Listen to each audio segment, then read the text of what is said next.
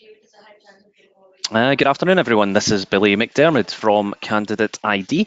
Thank you very much indeed for joining us on this lovely Thursday afternoon. It's 3 minutes past 12 here in Glasgow, and I'm delighted to be talking to you today about how you can use our Wake the Dead approach to reinvigorate your candidate database. I am delighted to be joined by Janine Owen. Janine is the Marketing Director of Search Consultancy. Janine, thank you for joining us today. Do you want to start off by telling everyone a little bit about your role within Search Consultancy and a little bit about Search as a business? Okay, hi everyone. I'm Janine, as Billy says. I'm the Marketing Director for Search. I've been in the business for around 8 years, and my role is a pretty standard Marketing Director role, a bit of everything. Gets thrown in my direction. So we properly engaged with Candidate.ID about this time last year, I think I'm right in saying, Billy. I think that would be right, yeah. Yeah. How fast a year has gone. But with a view to, I suppose, looking at our data, the quality of our data, but also with a keen eye on the GDPR deadline that was headed our way in May 2018. So that's, I suppose, initially were my two sort of key drivers for it. Like every recruitment business, I suppose at the moment, candidates and finding the right candidate for clients is a big challenge across all our vertical markets. And we work across 6 key verticals, pretty much everything apart from education. So we focused initially on IT. We've done some professional services, but we've also had some successes in some of the other markets as well, in terms of waking our database up and re-engaging them. Great. And if you want, guys, if you want to find out a bit more about Search and about the services that they offer, they've got a brand spanking new website, which has been live for about 6 weeks now, I think, has it? Or has it been a little longer, or does it just feel longer than that? No, it's been live for about 3 months today. Oh, so there we go. Too fast for you. There you go. It just feels like it's been a shorter period of time. So you can take a look at the Search website. They're a great business. The team at Candidate.ID love working with them, and they genuinely are one of the top recruitment businesses in the UK. So we're both Janine and I, our background is agency recruitment. We have both worked in similar roles. We've both been senior marketers within recruitment businesses. So Janine and I quite often, when we're chatting, don't we find that we're talking about the same old problems, the same challenges. We're good at having a rant. And it's always quite amusing. But even when I speak to other agency businesses, and in fact, when I speak to in-house teams as well, the challenges around data are very, very similar. What we are very good at as recruiters, both in-house and as agency, we're very good at finding candidates. We're very good at capturing their contact information, whether that's through job applications, whether that's through call to actions on the website, whether that's from LinkedIn or using the variety of different sourcing tools that are available out there. But what we're not very good at is then actually keep in touch with them. So if I take, an example, if I go on to this is Candidate.ID, this is our instance of Candidate.ID. If I take, an example just of this first candidate who we have on our system here, and I'm going to talk you through some of Search's examples actually in a few minutes about how they do this. But we at Candidate.ID, we don't just log candidates onto the system. We don't just, hold on to their details and then don't contact them again. As soon as candidates actually hit the platform and are loaded onto the system, they immediately get emails and text messages sent to them. So that immediacy and being able to keep in touch with people automatically straight away is what differentiates our approach to what other providers do and what a lot of businesses are actually doing. Because if I think about my process when I worked in an agency environment before, we would take candidates, candidates who we thought we could perhaps place or use now or in the future, but then if we didn't get in touch with them or didn't engage with them in any way, they would sit on our CRM or sit on our ATS, and then we simply wouldn't do anything further with them. There wasn't really any automation. Janine, do you do anything differently? Do you know, obviously other than Candidate.ID, but when when Search actually load candidates onto your CRM system, do you have any automated contact process in place, or does that kind of what I've said, does that ring true for yourselves as well? It does. We do have a little bit of automation if they come through a job application. So if they come direct through a job application, there is a little bit put in there in terms of both positive and otherwise, unfortunately, for the people that we don't think are suitable. But we are quite keen on driving that number down, of making sure people are contacted in one way or another. But if they come in via an office, or if they're invited in via a phone call, if the volume of the candidates that get logged onto our CRM each week is way above the ones that just apply through an online job application, and those ones, I'm afraid, can easily fall into a black hole. And even those that have been initially contacted to say, yes, we think you're interested, we'll be back in touch, one of our consultants will be in touch, there's a real danger that disappears if the consultant picks up the phone once and can't get through that first time. It's that follow-up and making sure that candidate is still re-engaged and picked up again, that I think that's where we start to fall down. On average, when we're speaking to clients, and this is both in-house and agency, it's normally the engagement rate per annum, and so I'm talking about per annum, is around about 5 to 15% of a database. So, and that's for many reasons. It's capacity. It's simply even when I worked for my previous agency, we weren't a massive agency. We had 40 consultants and 10 support staff. We still had 130,000 candidates on our CRM system. So actually being able to retain engagement, even with the newly acquired candidates, people who we were loading onto the CRM and within 3 months was challenging. Never mind actually going back in time and trying to find candidates in the past. And that's where we found ourselves, Janine, wasn't it, when we started working together? We started to think about, okay, how old was the data on your CRM? Now we are platform agnostic. We don't talk about any specific CRMs, guys. So I won't name any particular CRMs in preference. But what I will say is that the familiar story across all the CRMs is they may have a good email tool built in, but actually it's not particularly scalable. It can be quite challenging for consultants to regularly use it. There are often problems with mail servers. There's often problems with spam, and actually the usability of the platform itself isn't isn't necessarily that good, and we do find that recruiters themselves sometimes actually taking the process of engagement, this type of engagement, away from recruiters is actually can be a good thing. It frees up their time to focus on high value stakeholder management, whether that's candidates or clients, and let them get on with the job of doing that. Whereas the marketing function within Search, you guys are focused on the scalable work, whether it's emails or text messages that is going to then drive demand. The candidates are going to respond, they're going to reply, and that will drive suitable candidates through the team, through to the consulting team. So where we kind of fit into the stack is, not we don't replace your CRM, we fit in on top of it. We don't pretend to do things that CRM wants to do, recruitment CRM or recruitment ATS want to do. We want to sit separately. And when we were looking at the teams, I mean, Janine, in your head, where is the biggest problem with out of date candidate data in terms of the business functions? Is it within high volume areas such as say contact center or office services, or do you think actually it's as equal a problem across the board?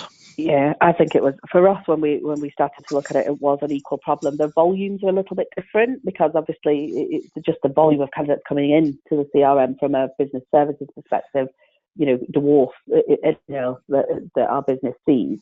But the reality is those guys, it's a bigger team. We've got more people in that world, so they are contacting the candidates a bit more frequently.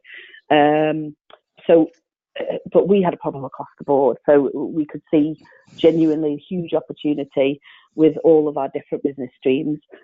Probably the one exception where their candidate data, certainly on the candidate side, was we saw as being the most up to date and the most engaged with the healthcare side, just because from a compliance perspective, anybody that we want to operate with, and because you have to operate them pretty quickly, have to stay compliant. So we have a huge compliance team who, it might not be that engaging, but they are on top of that candidate database all the time.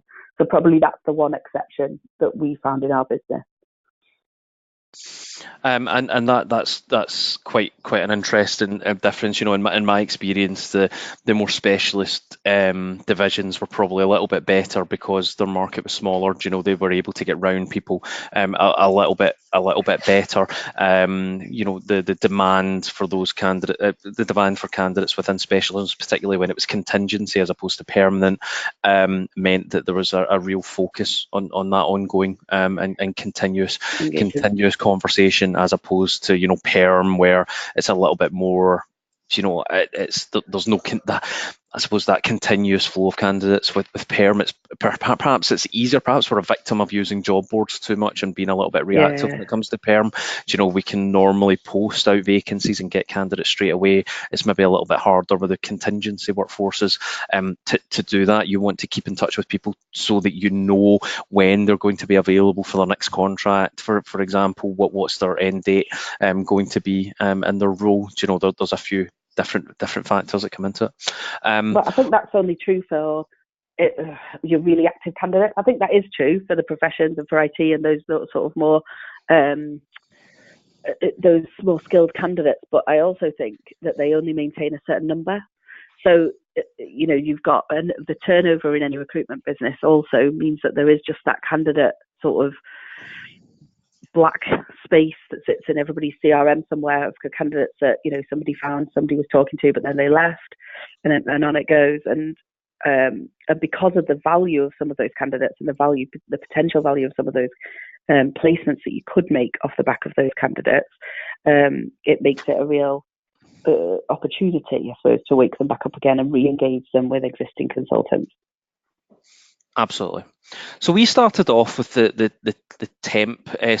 technology sector. So we took we ran a trial project with yourselves, didn't we? To begin with, before you came on as a permanent client, and we picked a kind of small team, a small 10,000 candidate segment. What was your reason for picking technology, and would you like to talk us through the approach that you took in an attempt to re-engage with those 10,000 candidates? I picked technology because I could get my arms around it, to be really frank. It was a pilot and I wanted to be in control. I'm a bit of a control freak. And I wanted to be really clear that anything that we were generating would be followed up and would be chased through. Phil, whose name you see on here, sat in our Manchester office, which is where I'm based, and our other sort of director head of was in Glasgow, where the significant amount of my team. So I knew I could really drive it through those two individuals. And as you said, Billy, it was quite a tight data pile. So we knew it was sort of 10 to 12,000. We knew we could get it out there. We knew there was huge potential in it as well. We had lots of vacancies in that world. And also, if you can find skills in that sort of dead data, if you like, we could sell it on anyway. We could certainly find someone who would want those skills, even if we didn't have a vacancy live at that moment. So lots of reasons. It had also been through, internally, it had been through significant change. So what I just talked about before is that sort of drop off as you get change and churn and all of those things internally. I was reasonably confident that we'd be able to prove a return and therefore go on to become a sort of permanent client of Candidate.ID and use it on an ongoing basis, because I thought the data is certainly going to be there. There's going to be value in it. What about the content approach? What have you found with that technology segment of candidates? What do they respond to? And what did we decide to use within this campaign as a result of that? And what do you think actually worked within that campaign particularly well? And perhaps what didn't work particularly well? Because I'm always quite honest, and always looking at what hasn't worked within it. You're asking me all this, so this is a year ago, but. From a content perspective, I have a small content team, so we do have some of our own content, which we were keen to use some elements of our own content, but really also drive interest for that market. So we're not technology experts, we're recruitment experts. So we went down almost the curation route. This is the first email I think that went out. Is it? Yes, it is, Billy. Yeah, it's the first one. Yeah. So we went very much down a sort of route of we think you'll find these sorts of articles interesting, with a view to learn what people did find interesting and what they didn't, and then carry on from there and being able to re-engage the people that found certain blogs more interesting, that found our content more interesting. That simply, we also went down a route of asking them a question. As you can see at the end there, what motivates you? And we did get a really good response from that. That was one of the things that worked quite well, is people did want to engage and wanted to talk to us about things. We had a few people just wanted to send an up-to-date CV, but we also had real sort of feedback on some of the questions that we asked through the 4-week pilot. And that's a really, really important point. You know, people are people, and people like to give their opinion on things, Shocking. don't they? And it's always, you know, I think that, you know, as recruiters, we're good at asking questions of people face to face when we're interviewing or when we're at networking or anything like that. But when it comes to marketing, you know, we don't create curiosity enough, I don't think, within content. And by asking questions, you know, immediately we appeal to that side of a person. You know, I don't like using the word candidate sometimes. That everyone's just a person, that's a people. Big danger, isn't it? It is absolutely. We fall into that trap of just assuming candidates behave like this and candidates don't. Actually think about how the person behaves. If you ask someone a question, then naturally, A, they like to give their opinion, B, they're curious as to the reason why. And that's why I particularly liked this first email that we sent for this technology campaign, because, as you say, we're not pretending to be, Search aren't pretending to be experts. You know, in technology, what we're saying is, though we understand it, we can point you in the directions of these articles on Medium, on Stack Overflow, Stack Exchange, you know, as well as including some links to blogs on the search website itself. So, you know, this isn't, guys, when you're thinking about content and when you're thinking about a strategy, what would you send out to your candidate database? Don't think that you need to start from scratch. No. You know, you don't have to. Search are lucky. You do have a substantial team, you know, behind you, and you can get some great content. In fact, I was working with Steph within Janine's team this morning on some content for your legal team, and she was able to pull together some great stuff there. But actually, there's tons and tons of stuff out in the market, you know. And if we talk about technology in particular, you know, you've got websites like you know, Stack Overflow that's got lots of good content, but also Medium. You know, Medium, that's always one of the first places that I go for more technical content, because it's full of fantastic blogs, fantastic stuff there that you can share with your candidates. So, you know, don't worry about, you know, thinking about original thought every time you want to send something. If you find a blog that you like, use that and send it out to your candidates. That's, you know, and as long as you give some context around it, like what we did in that first email, then, you know, the reason why, then it's great. Now, from a GDPR perspective as well, just a couple of things to point out. You know, we do include and recommend in every communication that you send out to your candidates or your clients or anyone, actually, whether it's a standard email or whether it's a marketing email, you should have the option, give the person the option to unsubscribe. You should also give the person the option to manage their privacy preferences, and you should give them a link to your privacy policy as well. Transparency is a massive part of GDPR, everyone. So you have to be very upfront and very, very clear with candidates about how they exercise their rights to do things like stopping their CV being used for vacancies or stopping receiving marketing. It isn't as complex, you know, as people have made out at the beginning of the year, or the ambulance chasers. It is actually fairly straightforward. I was at a GDPR conference yesterday in Edinburgh. There isn't any massive significant changes yet, guys, to GDPR since May. The one area of focus for the Information Commissioner's Office is around subject access requests, actually. And I was told yesterday by someone from the ICO that the ICO are actively checking, what companies are being targeted for subject access requests, and are companies actively dealing with subject access requests. So remember, if a candidate requests any information from you, if they request to see things, then you need to deal with that in a timely way. You need to deal with it in a manner that is responsive, that is transparent, and gives the candidates your candidates the information that they're actually looking for. But I am going to do a separate update on GDPR, hopefully today or tomorrow, and we'll make sure that you get emailed out a copy of that.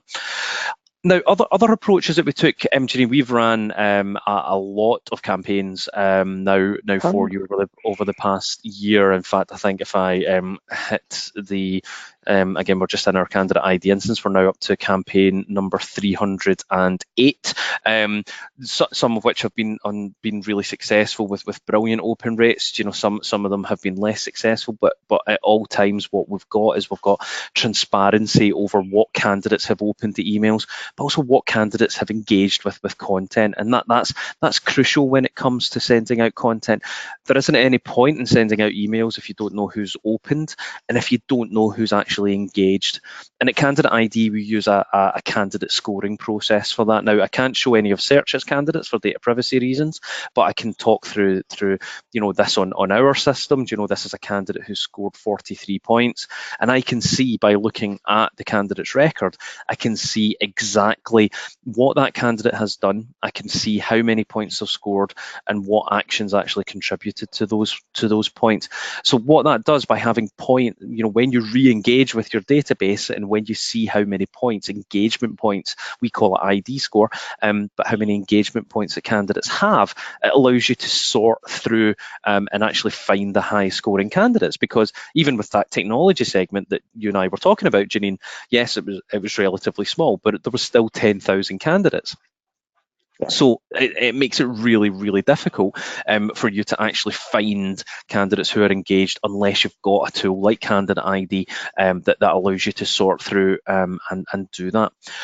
Janine, I'm interested in the process internally of how you actually manage the leads that are being generated through Candidate.ID. So have you guys put a process in place to make sure that A, the leads are sent through to the relevant teams, and actually B, followed up on and followed through? So yes, we have. I would say, I hold my hands up, it's not entirely perfect, and some teams take more chasing than others. I think that's true with any element of marketing to a certain extent.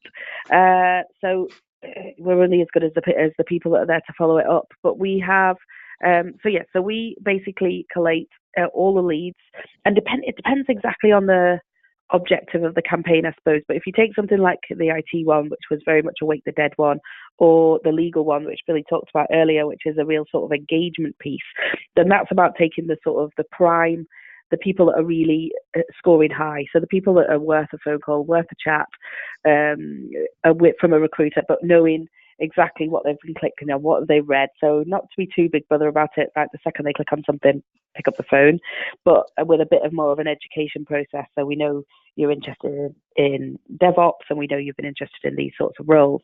And I've got X, Y, and Z on the table at the moment, that sort of thing. So it makes for a really intelligent conversation. So with those guys, it's just been a sort of send the top scores. We haven't sent all, and we've released more data as we're sure everybody's been followed up. But we've also run some much more tactical campaigns. I think on the screen, Billy's showing, for example, we've got register for our recruitment open evening. So with anything like that, we've deliberately forwarded all the data. So anybody that's clicked on it, anybody that's read, we can sort of follow up on if they're not actually registering for the open evening, finding out why, are they still interested in vacancies in that patch, that sort of thing, because that's a much more tactical driving sort of numbers here and now, rather than that ongoing engagement pipeline and piece. So different approaches for different teams. Is it perfect? Absolutely not. But has it worked so much better than just random emails that we don't know whether they're, we basically know whether they're opened or not, but not much more? Absolutely. And that the events one that you're talking about is a brilliant Yeah. example of the power Yeah. of actually seeing the candidate activity, because I can see everyone and I can give you guys reports that tell you this is everyone who actually clicked through on the link but didn't register. So from a following up perspective, it's perfect. I can give you a report that says this is everyone who opened up the email but didn't register as well. So the value of that for when there is a specific call to action, when it's a bottom of funnel campaign that we're doing. So whether that's an event, whether it is a job application, whether it's whatever it might actually be, being able to see who has actually carried out that call to action, and then giving your recruiters reporting. That's what fills the gap. That's what the gap between marketing and conversion, when we can actually give data to recruiters to say this is what candidates are actually engaging with. It's so valuable. It makes such a difference. In fact, Specsavers, who are one of our clients, they use that beautifully for job applications. We give them reports that tell them everyone who clicked on the vacancy but who didn't apply, and they use that, and quite often they can increase their application numbers by more than a third by just simply chasing the people who clicked and didn't apply. Because there could be, we all know there's many reasons why people don't apply for vacancies and don't follow up their interest, or don't register for the event, or don't sign up for the PDF. There's lots and lots of reasons. Technical, perhaps we've asked for too much information in the application. Maybe the form hasn't worked properly, something like that. So actually giving that data to back it up is significant, and gives recruitment teams and agencies that are doing this have got complete competitive advantage against others who are just spamming out jobs or spamming out emails that actually have got no data to back it up behind it. That tactical stuff, the event stuff has worked really well. And one thing we can also do, and we haven't yet done it with you yet, Janine, but probably because we're channeling all the leads through your marketing team, but our software does allow recruiters to receive notifications of candidates who are clicking on specific vacancies as well. So if you've got a technologist, who's clicking on a developer role, if that technologist does have experience in the skills that vacancy is looking for, then the recruiter can get an email a notification by email, by Chrome, or by Slack that tells them that. So again, that's just crossing the gap, crossing the divide between marketing and conversion. You're speeding up that process for people. Janine, is there any? So we've been talking actually about stuff that's worked well. Is there anything in the past 12 months that you think hasn't worked particularly well? Is there anything that if you were to go back and change, you would? Is there anything? I mean, there are individual campaigns that haven't worked that well, certainly.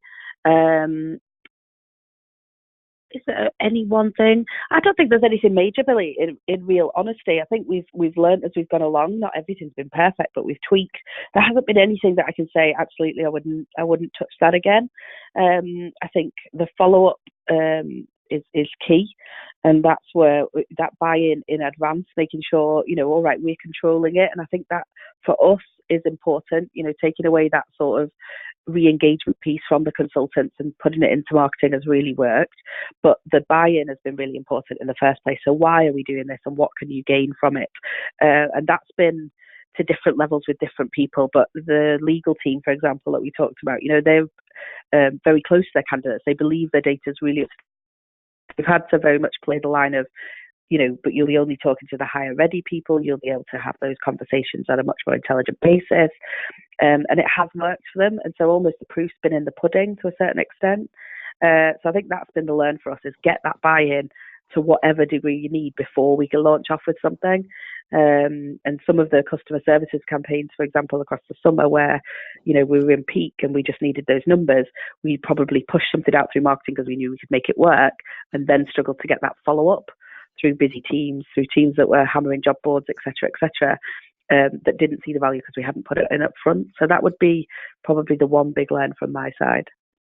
The legal stuff in particular, you're spot on with that, and I think in part that's because of the process that we followed. Yeah. I came down to Manchester and spent some time with the team there to talk through what we were actually doing, and that's, whenever you're doing any content work, to everyone that's on the call, you have to get all the stakeholders in a room. You have to, the people who are going to benefit from it, the people who are going to create the content, the people who are going to manage it, get everyone together in one room. It doesn't take long, and talk about, what you're going to do, agree who you're targeting, agree what the strategy is going to be.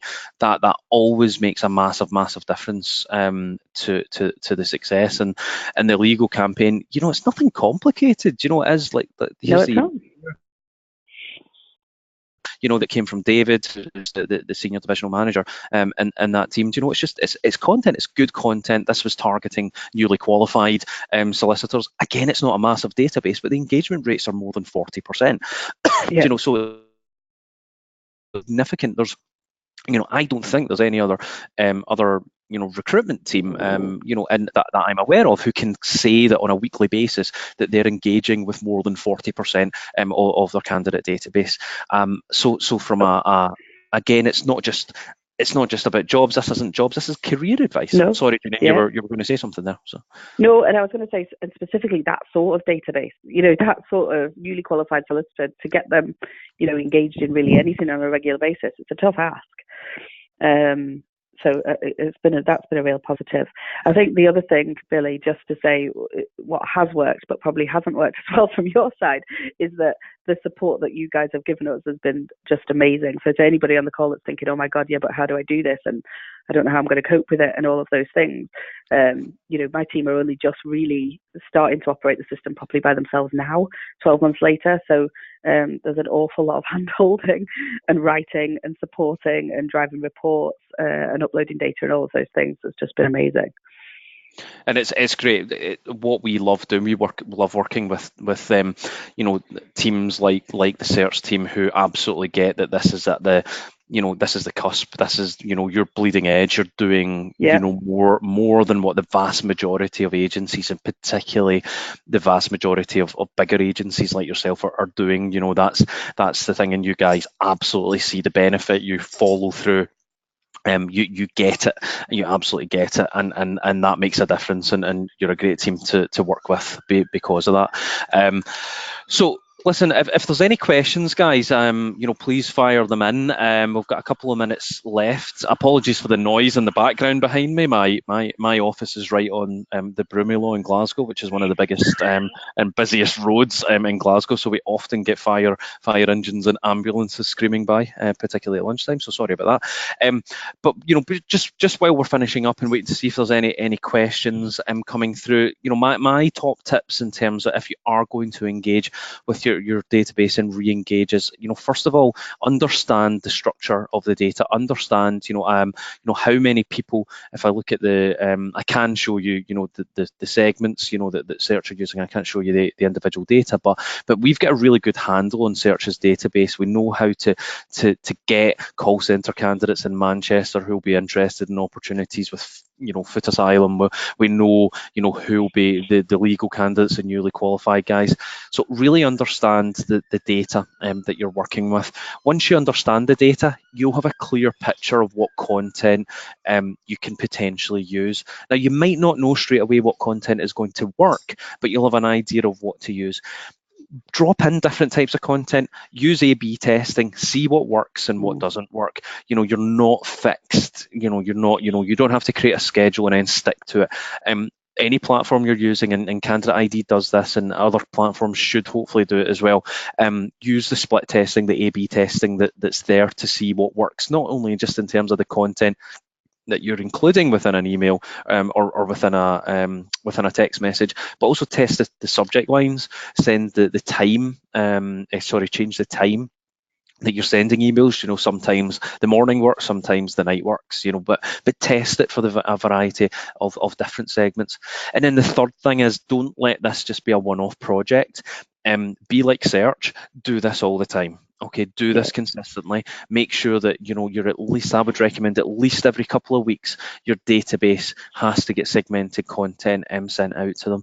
And like Janine says, yeah, it can be intimidating, the amount of content that you think you need to create, but actually with support from us, if you were engaging with us, we can help you make that very, very easy.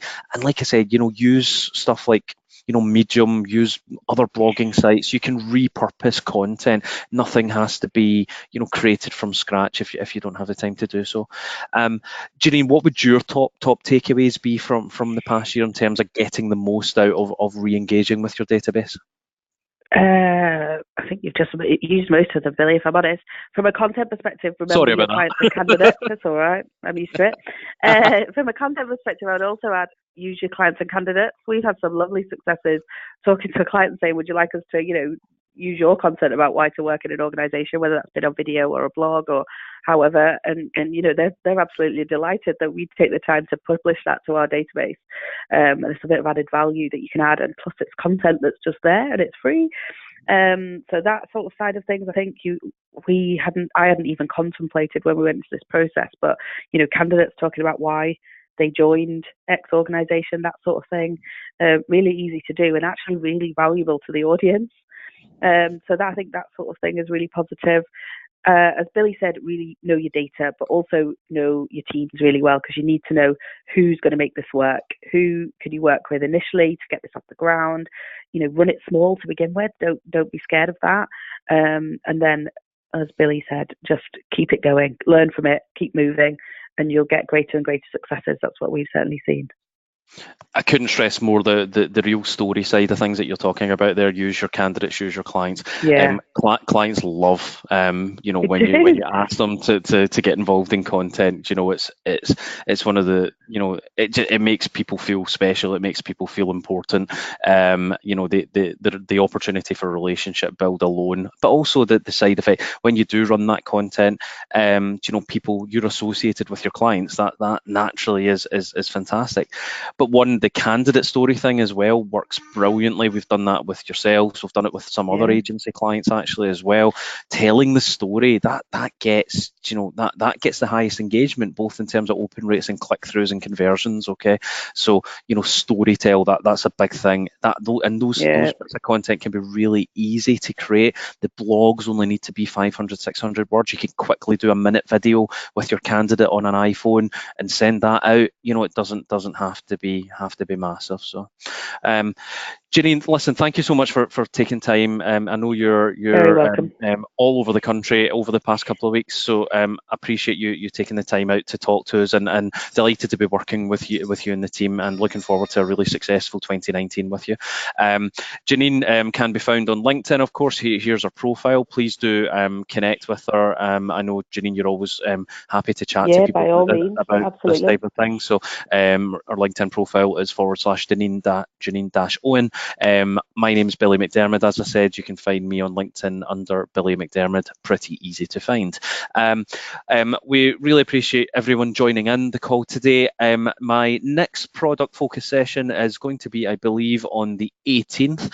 I've got a special guest from Sydney, Neil Gunning. Neil Gunning's head of talent acquisition for a financial services company in Sydney, but he's originally from Cambuslang, just outside Glasgow. So I've worked with Neil on and off on projects over the past 12 months, and we're going to talk about recruiter productivity. It's a topic that's really close to his heart and mine. So we'll send out details about that over the next week. But until then, thank you all very much. Thanks again, Janine, and I'll speak to you all very soon. Bye.